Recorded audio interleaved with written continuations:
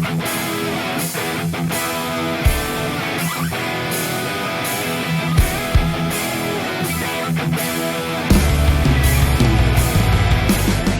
at Jonah Guitars doing a little modification to the double drum sander here. It's a well, it's paint storage right now. Got the GRIZZLY 24-inch double drum sander, and it's hooked up to a regular big old GRIZZLY. I think it's a 1.5 horse over there. You can see that. But that alone does not keep the dust from blowing out of this end, which is the infeed side of things. So I took this, I had an extra one of these laying around. A friend of mine gave me quite a few years back. I used one on my table saw, but it's basically just a single bag, fairly small dust collector. I did this just the other day with a different hood. This hood just on here. I just took this extra piece of 4-inch solid duct that I had, that you can see all the other dust collection in the place is made out of that. Goes across there and then it goes down and goes horizontally along the bottom of that wall over there behind the jointer and the bandsaw. What you're seeing here is a clean shop. I seriously did a massive cleanup in here just a couple days ago. Okay, so back to this thing. So I took a grinder with a cutoff in it and I cut a slot in this piece of pipe. As you can see, I made a cap for this end. I think I'm going to put some foil tape on that just to clean it up a little bit. I'm going to hang this thing kind of like just up in the air here. Oh, the temporary vacuum actually worked. That's why I'm doing this in more of a permanent situation. So I don't really want to drill into this angle iron here. That's a pretty solid piece of iron. Plus it's structural. It's got to do with the adjustment on the table height. So I'm going to go into this little cover here. I'm going to make an L bracket off of here, the end of this pipe, and screw it into that. And I'm not really sure what I'm going to do on the other end yet. But I'll get the hose on it and then I'll decide. I'll probably do the same thing, some sort of a bracket off the face of this, since I don't have a cap on this end, and then back down to this little cover on the chain cover. So I just have to get it set up high enough that it doesn't interfere with any of the material going in. But any random dust spewing out of there should be sucked right up in there. So that's what's happening. And I'll just bring you back in with the result. All right, got this duct mounted, as you recall. Had a slot, probably about 1.5 inches, 2 inches wide underneath here. That's just opened up. We just put a bracket over here on this end, wrapped it in foil tape like I said I would. This end, I just decided to put an MDF block under there. I cut a piece of 2-way tape, sticking that down to the machine. Just needs to hold it up. It's not going anywhere, because if you recall, that duct work is coming all the way back over to that, and it's supported right here. So it's not going anywhere. I'm gonna go ahead and run a neck through. Well, yeah. Well, no. The tool video would be complete without the screw up. So it didn't occur to me that as I lowered the table, this was going to go down. So I still have a fixed space between my table and my duct, and that doesn't fit.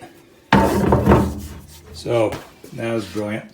All I'm going to do is pop the screws out of this end, and I'll just push this bracket up. I might make another one. It could be longer. But I did have it originally. I had it up here where the center of this duct was about the top of that. And I thought, well, hey, I could make it go lower and catch more dust. It didn't consider that. Well, you missed stuff. So there you have it. You can mark this one down. I made a mistake. So you don't have to. All right.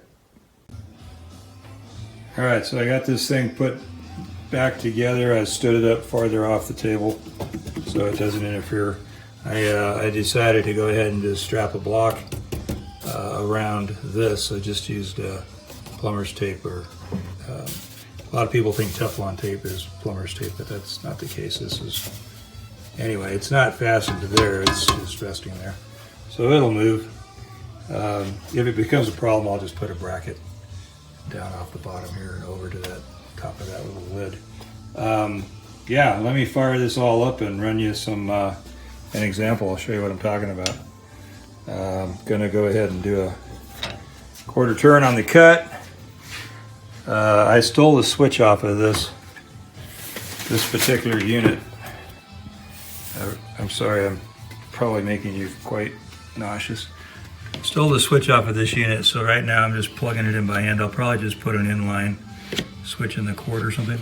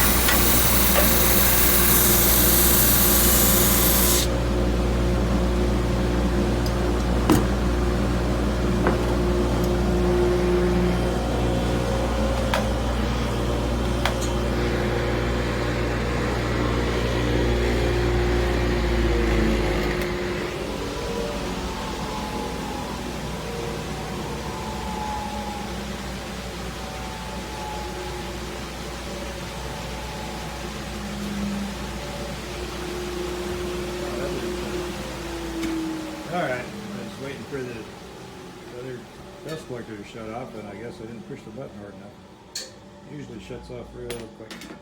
Alright, so we've got that little dust collector hood homemade rig just to keep the dust in the shop down a bit. I thought about doing the whole shop vent that mounts to the ceiling, and I may still do that because there's a lot of instances where I don't have good dust collection. Anyway, that's it, guys. Thanks for watching. Go make some dust of your own. Take care. Bye. This is another in progress. Neck right here goes into a body. I don't think I've done any video on that yet, but I got a couple guitars I'm doing. I'm going to do this neck in one of them, and then this neck in another. It's going to be the same thing though. One gate fretboard. Anyway, I'm going to get it right.